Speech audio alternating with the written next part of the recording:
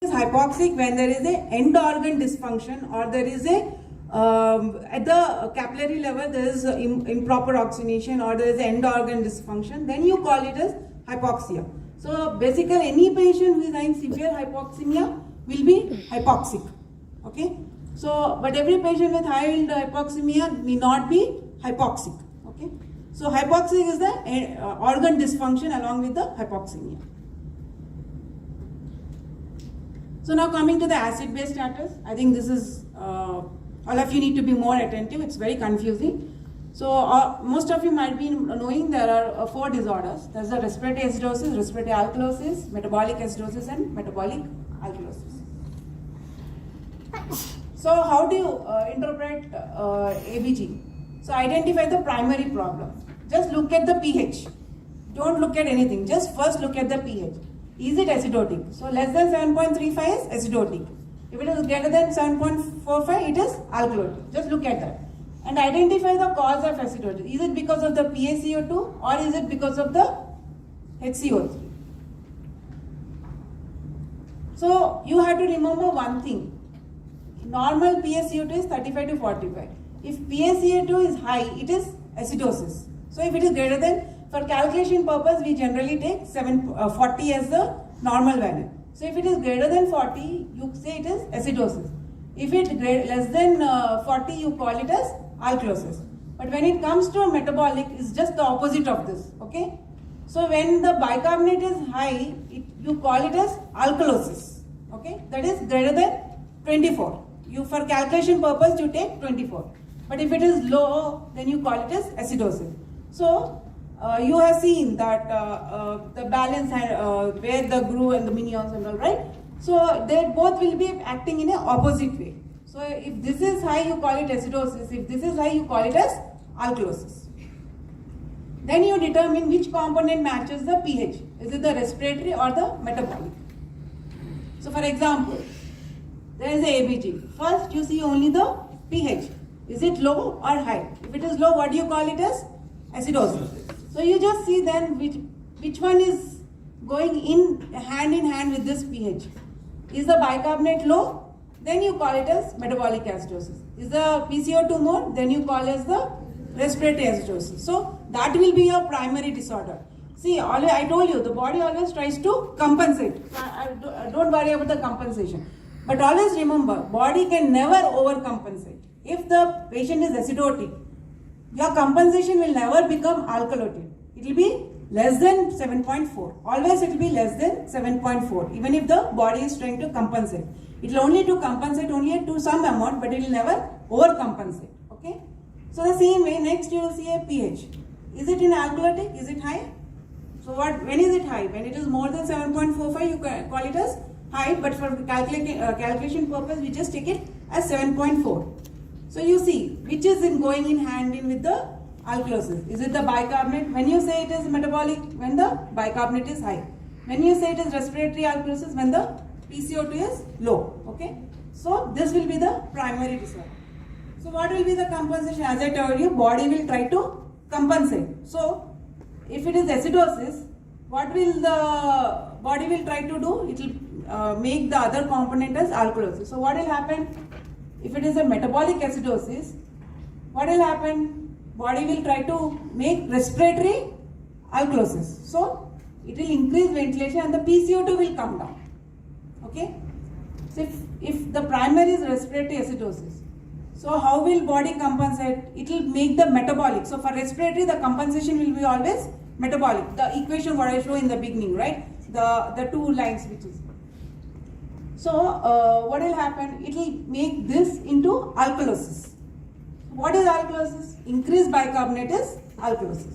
So the same way here also. When there is a metabolic alkalosis, the body will try compensation through lungs, through the respiratory component. So it will increase the PCO2, which is the alkalosis, respiratory alkalosis. Okay? Got it? So this is the respiratory alkalosis and the body will compensate by doing metabolic acidosis, which is the decrease in the bicarbonate.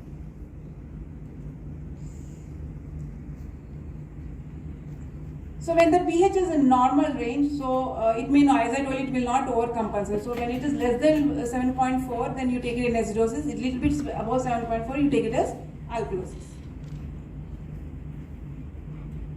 But what if the pH is near and if it is very much near, then you have to see that there can be double disorder, right? There can be two disorders. So metabolic alkalosis and respiratory acidosis. So coming to the respiratory acidosis. So when you say the pH is less than 7.3 and PaCO2 is greater than 40. So respiratory acidosis can happen in acute or chronic.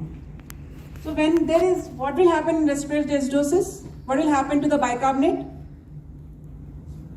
How will the body compensate? This is acidosis. So what will happen to the compensation? What will it go in the metabolic way?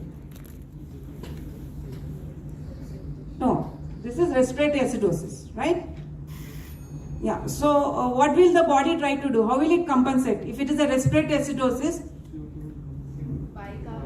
bicarb, exactly. So what will it do? It will become alkalosis, right? When you say it is alkalosis, when bicarb is more or less? More, absolutely. So in acute, the compensation is the bicarbonate will increase by 1 millimole for every PaCO2 increase of 10, above 40. So the same way in chronic also, it will increase by 4 to 5 for every 10 mmHg above 40. Okay. So this you will get to know in the workshop. So I'm just going fast, this is short of time. So some of the causes of respiratory acidosis is central nervous system, pneumonia, ventilator modified myasthenia, or some obstructive disorder. These causes respiratory acidosis or COPD patients and all. That causes the chronic respiratory center depression or chronic neuromuscular disorders or chronic obstructive lung diseases. So respiratory alkalosis, what will be the pH? It will be greater than 7.5 and the PaCO2 will be less than 40. So what will be the compensation of the metabolic? How will body compensate with this? For a respiratory alkalosis. What will body try to do? So when there is a respiratory, always the opposite. Metabolic will be compensated, right? So what will happen to metabolic? If it is alkalosis, what will happen? Metabolic acidosis, right? So bicarbonate will be decreased. Very good. So bicarbonate will be decreased. So how much it will be decreased? In acute it is 2, in chronic it is 4 to 5 for every PaCO2 above 10. So what are the causes of respiratory alkalosis? Some salicylates, pregnancy, some hyperventilation. Sometimes some young female come, they will be breathing at a very high rate, just anxiety and all that. So hyperventilating. All these causes respiratory alkalosis. Even in hepatic encephalopathy and some CNS systemic disease also you get respiratory alkalosis. So there is a table which I have told the same thing in tabular 1. So it's easy way to remember respiratory acidosis, how much of bicarbonate. So in acidosis, what will happen? The bicarbonate will increase. Okay. So they will be increasing bicarbonate by 1 and 4 or 4 to 5 in chronic. In acute alkalosis, bicarbonate will decrease by 2 or in chronic 4 to 5. So coming to the metabolic alkalosis, the same thing, pH is greater than 7.5, bicarbonate is greater than 24. So for this, compensation is by a formula called Winter's formula. Okay, this is not Winter's. This is the PaCO2 where it is 0.7 into bicarbonate minus 24. So this is a value which will help, or in a simple way, it is 0.5 times the change in the bicarbonate. So what will happen when there is a metabolic alkalosis? What happens to the PaCO2? It should be acidotic range, right? So what will happen? PaCO2. It will low. It will be less. So the PaCO2 will be decreased by this much of time. So what are the causes of metabolic alkalosis? Vomiting, diuretics, or when you put a Ryle's tube and you do a lot of sectioning, then it will lead to metabolic alkalosis. So acidosis. So as you know, acidosis means pH will be less than 7.35 and your bicarbonate will be less than 24. So this is the Winter's formula. Where is the compensation? What will happen to the respiratory component? If it is acidosis, so what will happen to the respiratory component? Just the opposite. Remember, just the opposite. You try to be in a alcoholic way. So PaCO2 will be less than 40, right? So this is 1.5 times the change in the bicarbonate. So what is the causes of metabolic acids? There is a high anion gap. There is a mnemonic like mud pilers. There is methanol, uremic, diabetic ester, paraldehyde, lactic acidosis. This is very common in ICU. What you say, lactic acidosis or diabetic ketoacidosis, and some drugs like salicylates. So these causes a high anion gap med pilers. So non-anion gap, I'll tell you about anion gap. Non-anion gap is the diarrhea, some diversions, renal tubular acidosis. These causes normal anion gap acidosis. So what is anion gap?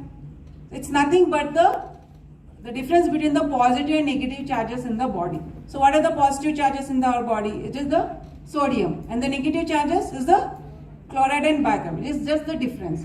So the normally it is 12 plus or minus 2. So why you need to know this is because some condition, as we have seen the med pilers, they cause high anion gap metabolic acidosis. So you need to know the anion gap. Okay.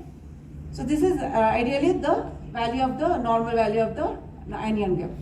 And there is a corrected anion gap when you have to see when there is a hyperalbuminic patients. So if the albumin is less by 1, then your anion gap decreases by 2. If your albumin is increased by 1 gram, then it increases by 2.